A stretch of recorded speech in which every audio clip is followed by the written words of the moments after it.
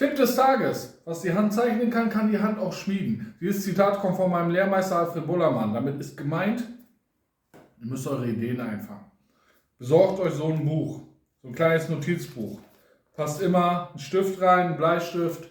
Das habt ihr immer mit dabei. Egal, was für eine Kunstform ihr ausführt. Ob ihr Schmiede oder Gestalter seid, ob ihr Graffiti-Sprüher seid oder Musiker. Immer Skizzen machen, was ihr seht. Nicht im Handy einspeichern. Bringt das zu Papier. Was die Hand zeichnen kann, kann die Hand auch schmieden. Ich gehe sogar noch weiter und sage, was die Hand schon mal gezeichnet hat, kann die Hand auch wiederholen.